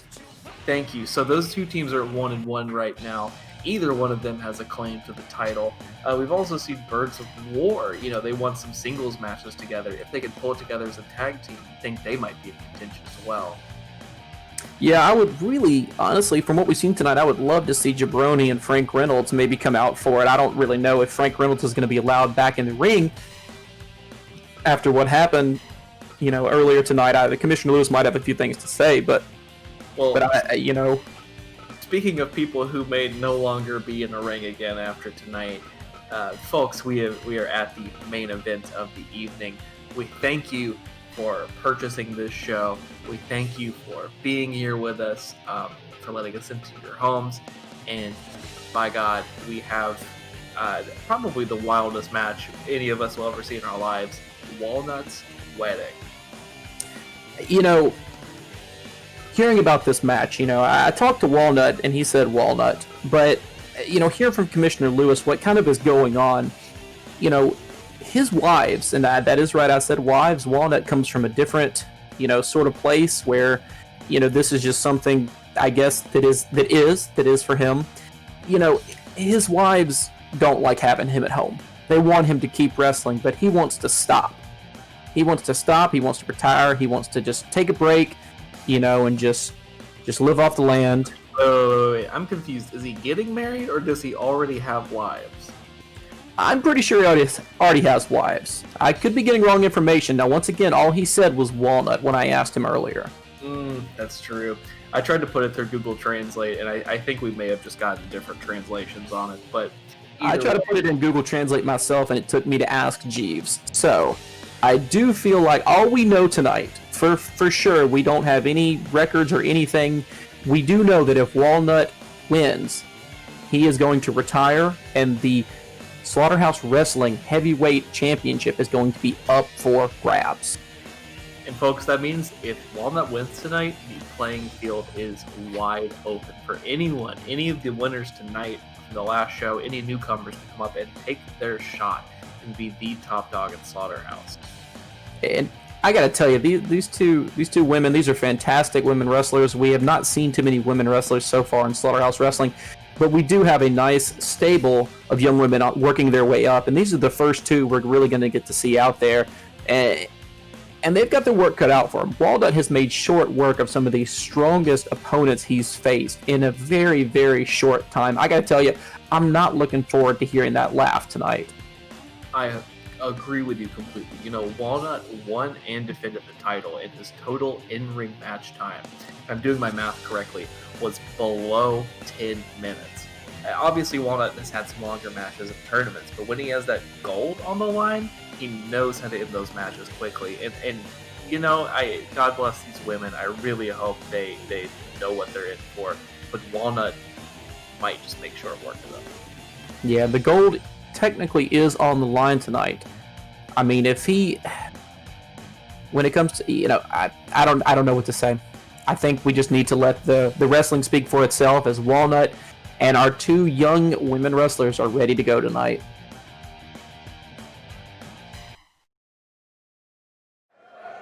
I'm not too sure what we're going to see out there. I don't know what we're going to see, Michael. I am hearing word that Earl Dipshit himself, he sustained some injuries at the hands of Behold a Dark Horse backstage when the show started, but he is out here in the ring. He will be officiating this match because it is that important to him. Yeah, he's had a hell of an evening, so hopefully it won't be much worse for him. But I mean, officiating a Walnut match is never good. And it looks like the pair of who have affectionately been called wife and wife are coming out to the ring, and it's kind of hard to tell them apart, but you can tell one of them is right-handed and the other is left. So just kind of look for that tonight, and that'll tell you who's in the ring at what time.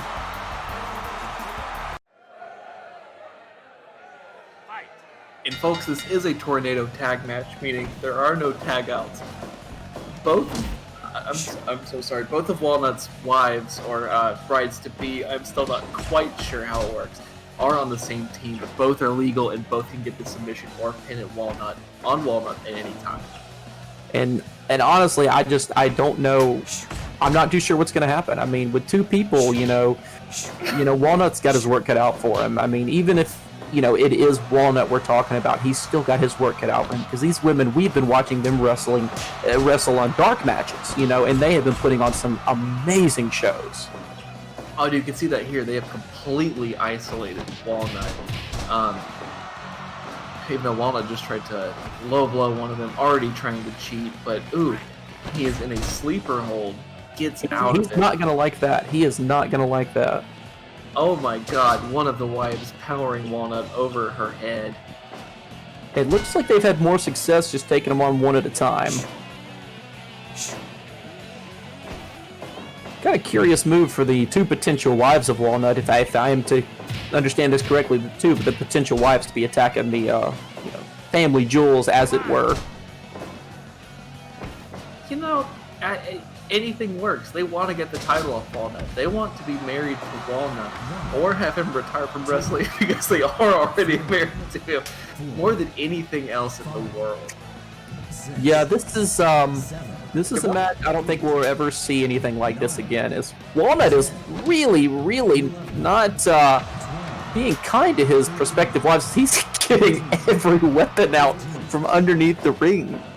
Part of a table, a baseball bat, and a chair, all outside the ring, waiting to be used. The wives hit a combination power bomb on Walnut, not keeping him down for long though. And I got to tell you, this is probably one of the more impressive matches I've seen against Walnut since he has debuted in Slaughterhouse Wrestling. These ladies are really, really showing him what for.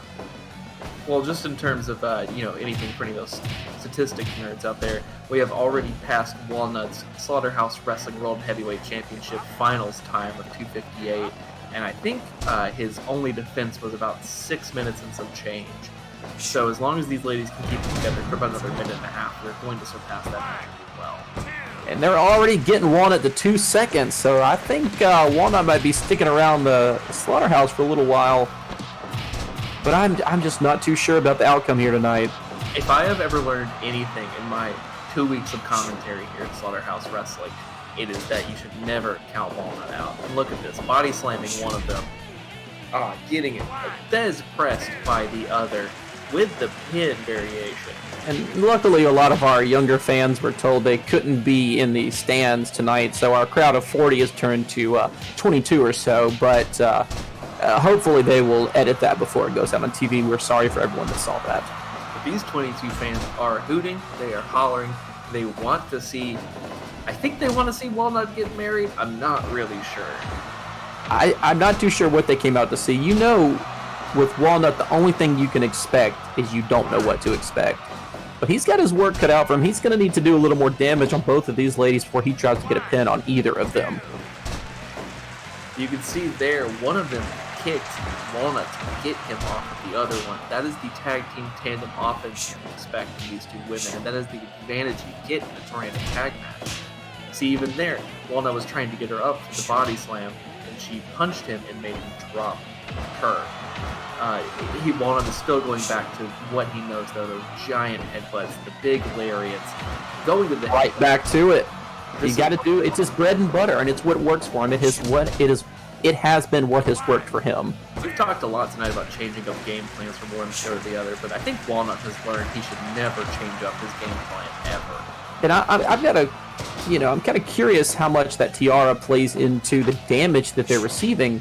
He's going for that head like he always does, but I'm kind of curious, what his plan is in the long run here tonight. Almost get him for the 3 count. That is the longest we have seen Walnut stay down. This takes one of our ladies down here tonight. That press is very, very successful for those women. Walnut down, getting hit in the head with the elbow. And folks, we have passed that 6.5 minute mark. We've blown past it at this point. This is Walnut's longest match with some sort of stipulation on the line. And the women looking already tired out there. You know, you think with 2 of them, it wouldn't be too much of an issue, but they are already winded just having to pick up this giant man over and over. And once again, I still do not know if he is in fact a man. Yeah, that is a very, very valid point. Huge moonsault does not connect. Definitely going to feel that one. They're going to get another chance at him as they get the 3 count on Walnut. She is running the ropes. She is so happy. Walnut is getting married. Walnut is getting married. I don't know what more we can say. He is...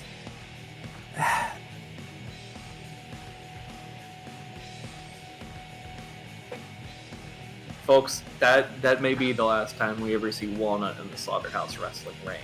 He is not banned from competition. He is not prohibited from being ringside. He is not banned from any slaughterhouses that we will run our matches in. But, folks, actually he lost, so he's not getting married.